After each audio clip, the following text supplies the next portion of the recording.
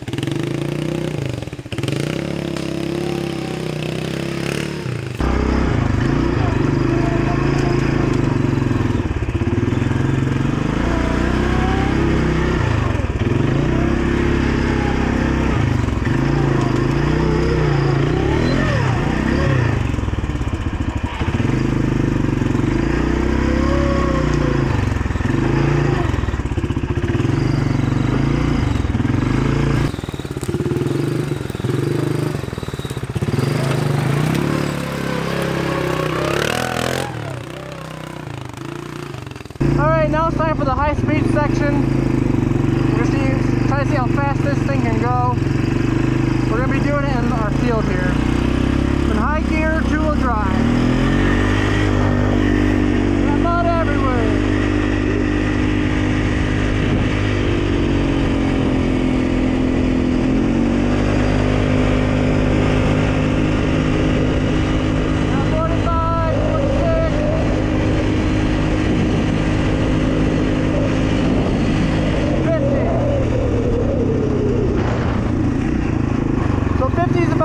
They can do. We can probably get it a little higher.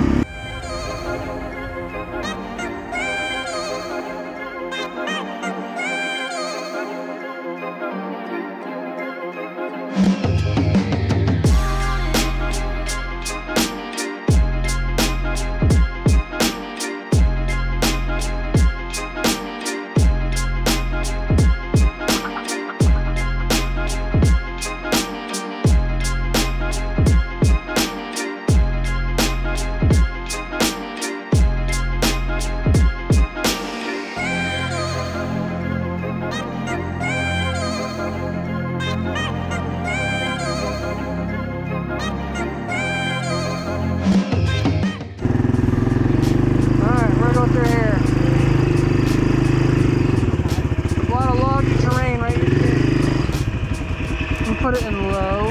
Dang it, the thing came off again. I'm not putting it in low.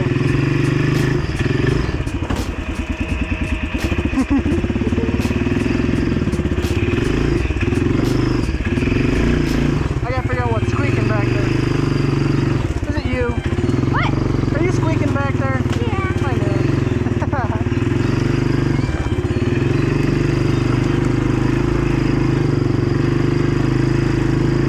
So I can maneuver through these trees like a breeze.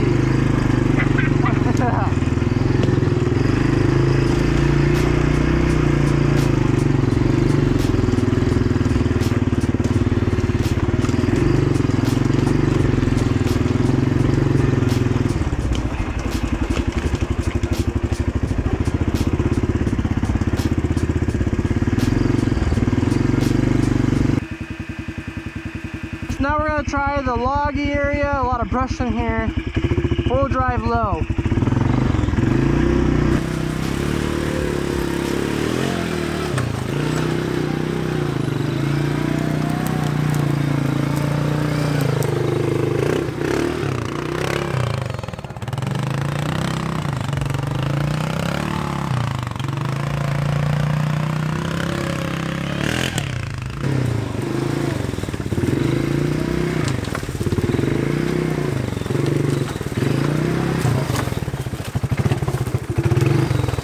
Quad made this trail course actually.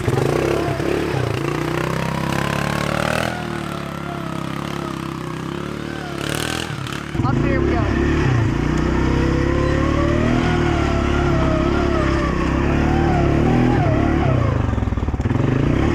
So we know it's pretty good at doing the trail stuff, but can this thing climb? Can it jump?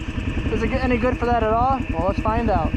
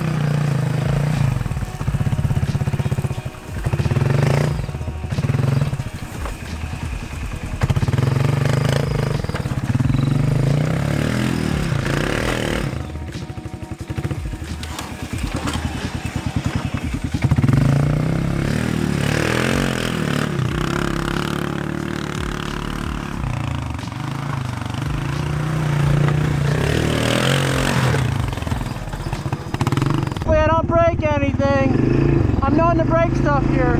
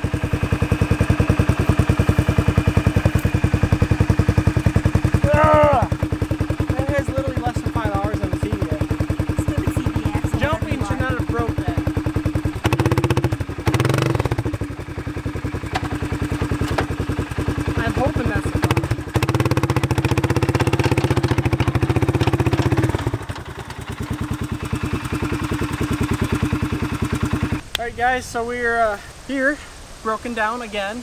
Another Polaris broken down. Not really sure what's wrong with it yet. Either I broke the CV axle or something's wrong with the reverse and the transmission. I've had the transmission apart twice already, so I'm not sure what's going on. Either way, it does drive forward just fine. Reverse is making a clunky noise, so I don't know what the deal is. We'll work on that later. But for now, the question is this a good trail riding machine? And the honest answer is, yeah, if you're in the market for a budget trail machine, also if you want something maybe for just doing some yard work, these are really good machines. The only thing I don't like about it, it's kind of some nitty gritty stuff, but I do not like the suspension on these. I wish they had a way better suspension. You'd have a way better ride, and I wish the front, doesn't really matter too much, but I wish they had dual A-arms in the front. I believe you'd have a little bit better ride, and the suspension would run a little bit better, but not a big deal on that. Otherwise, everything else, seat's comfortable. Another thing I don't like is the shifter on these. I wish that they had notches so you know what gear you're in. Otherwise, I'm trying to find my gears. Like, sometimes I don't know what gear I'm in. Sometimes, on these newer ones, the gears show up on the screen, but sometimes you're still just trying to find what gear you're in, and you're just playing around with it. And it does hit your knee sometimes, especially if you go in reverse or put it in park. So you gotta watch out for that. I'm gonna rate this a 7 out of 10 for trail riding capabilities. You know, I climbed over all the logs just fine, went up hills just fine, it goes in four-wheel drive just fine, you know, that type of thing. Good trail riding machine, it's comfortable, but you're in that situation is, do you want to ride a quad for trail riding or side-by-side? So I'm not going to compare the two like I said earlier, but if I was going to ride a quad on the trails, me personally, I'd go to an 850 of some sort. I would prefer a Can-Am quad over the Polaris Sportsman, sort of like Outlander or something. I'd probably prefer that over this, but this is still a good machine, and the price point is pretty good. You know, you're going to spend, you can get some used ones for $4,000, $5,000 easy.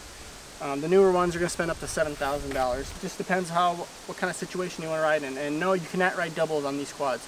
Depends on what state you are, depends on your area, but in Michigan, it's illegal to ride this quad double unless you buy an actual 2-up from the factory. So you got that to determine as well. So thank you guys so much for watching. Please leave a like and subscribe. You can follow me on Instagram, Facebook. I didn't really mention this in the intro, but this has a lot of goodies compared to what you would normally buy as a sportsman. So, you know, this metal railing, that's aftermarket. This back railing is aftermarket. Actually, I think you can get this from Polaris, but normally this is plastic in the back. Just letting you guys know for that. You know, all this is aftermarket here. So I'll see you guys in the next video.